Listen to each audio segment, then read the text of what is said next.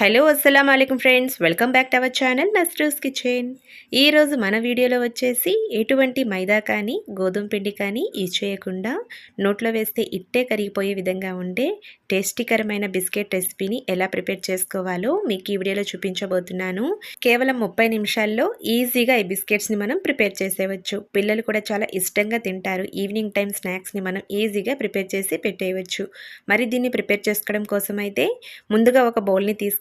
దీనిలో మనము ఒక అరకప్పు వరకు కండెన్స్డ్ మిల్క్ని యాడ్ చేసుకోవాలి. సో ఇది మనకు అన్ని సూపర్ మార్కెట్లో అవైలబుల్లో ఉంటుంది. సో దీన్ని మనం ఒక అరకప్పు వరకు తీసుకోవాలి. అలాగే దీనిలో మనం 1 టేబుల్ స్పూన్ వరకు వెన్నని యాడ్ చేసుకోవాలి. అలాగే దీనిలో 1 కప్పు వరకు కార్న్ఫ్లోర్ని తీసుకోవాలి. ఇక్కడ మనం ఒకేసారి కాకుండా కొద్ది కొద్దిగా యాడ్ చేసుకుంటూ కలుపుకోవాలి. సో ఇలా కొద్దిగా కార్న్ఫ్లోర్ని యాడ్ చేసుకొని దీన్ని బాగా కలుపుకోవాలి. సో మీరు కండెన్స్ మిల్క్ లేకపోయినా దీనికి బదులు మీరు షుగర్ పౌడర్ని కూడా యాడ్ చేసుకోవచ్చు. ఒక పావు కప్పు వరకు షుగర్ పౌడర్ని యాడ్ చేసుకుంటే సరిపోతుంది. సో ఇలాగ మనం కొద్ది కొద్దిగా పిండిని యాడ్ చేసుకుంటూ బాగా కలుపుకోవాలి. సో ఈ విధంగా మనం దీన్ని బాగా కలుపుకోవాలి. ఇలా కలుపుకున్నప్పుడు మనకి ఇది దగ్గరగా ముద్దగా రానప్పుడు కొద్దిగా మనం దీనిలో పాలను యాడ్ చేసుకోవాలి. అంటే ఒక 2 టేబుల్ స్పూన్ల వరకు పాలను యాడ్ చేసుకోండి సరిపోతుంది. రూమ్ టెంపరేచర్లో ఉండే పాలను నేను తీసుకున్నాను. ఇలా 2 టేబుల్ స్పూన్ల వరకు పాలను యాడ్ చేసుకొని దీన్ని ఒకసారి బాగా కలుపుకోవాలి.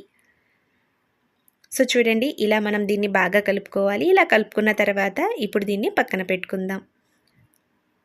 ఇప్పుడు స్టవ్ వెలిగించుకోండి. దీనిపైన వెడల్పాటి ఒక పాత్రను పెట్టుకోండి, లేదా ఈ విధంగా ఒక ఇడ్లీ పాత్రను కానీ పెట్టుకోవచ్చు.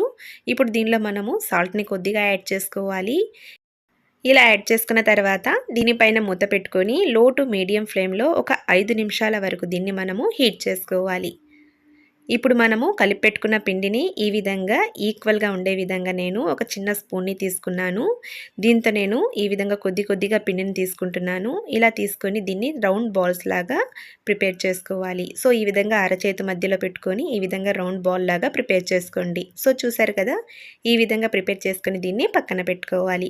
ఈ విధంగానే మనము అన్నీ ప్రిపేర్ చేసుకోవాలి. సో మనము ఏ షేప్లో కావాలంటే ఆ షేప్లో దీన్ని ప్రిపేర్ చేసుకోవచ్చు. ఇలా మనం అన్నీ ప్రిపేర్ చేసుకొని పక్కన పెట్టుకోవాలి. ఇప్పుడు ఒక ఇడ్లీ ప్లేట్ని తీసుకోండి. దీనిలో మనము ఈ విధంగా ప్రిపేర్ చేసుకున్న బాల్స్ని ప్లేస్ చేసుకోవాలి. నేను బటర్ పేపర్ని ప్లేస్ చేసుకున్నాను. దీనిపైన బాల్స్ని ఉంచి ఇప్పుడు ఫోక్తో ఈ విధంగా నేను పైన లైట్గా ప్రెస్ చేసుకుంటున్నాను. సో షేప్ కోసం నేను ఇక్కడ ఫోక్ని తీసుకున్నాను. అలాగే ఇప్పుడు దీనిపైన కొన్ని చెర్రీస్ని గార్నిష్ చేసుకోండి. ఈ విధంగా గార్నిష్ చేసుకొని ఇప్పుడు మనం హీట్ చేసుకున్న పాత్ర పైన మూత తీసుకొని ఈ విధంగా ఇడ్లీ ప్లేట్ని ప్లేస్ చేసుకోవాలి. ఇప్పుడు పైన మూత మూసి దీన్ని మనము లో టు మీడియం ఫ్లేమ్లో 30 నిమిషాల వరకు బేక్ చేసుకోవాలి. 30 నిమిషాల తర్వాత చూడండి, మనకు బిస్కెట్ అనేవి ఈజీగా కుక్ అయిపోయింది. ఇప్పుడు నైఫ్తో కానీ లేదా ఈ విధంగా టూత్పిక్తో కానీ కుక్ అయిందా లేదా అని చెక్ చేసుకోండి. కుక్ అయ్యాక దీన్ని పక్కన పెట్టుకొని చల్లారనివ్వాలి. సో చల్లారాక మనకి ఇది చాలా బాగా ఈజీగా వచ్చేస్తుంది. సో అంతవరకు మనం 5 నిమిషాలు పక్కన పెట్టుకోవాలి. 5 నిమిషాల తర్వాత చూడండి, మనకు బిస్కెట్స్ కూడా ఎంత బాగా వచ్చిందో. సో టేస్టీకరమైన, మనకు నోట్లో వేస్తే ఇట్టే కరిగిపోయే విధంగా ఉంటుంది ఈ బిస్కెట్స్. 30 నిమిషాల్లో పిల్లల కోసం ఈజీగా దీన్ని ఇంట్లో ప్రిపేర్ చేసి పెట్టేయండి, ఇష్టంగా తింటారు. మరి ఈ రెసిపీ నచ్చినట్లయితే ప్లీజ్ నా ఛానల్ని సబ్స్క్రైబ్ చేసుకోండి. అలాగే నా ఛానల్ని లైక్ చేయండి, షేర్ చేయండి. Bye friends.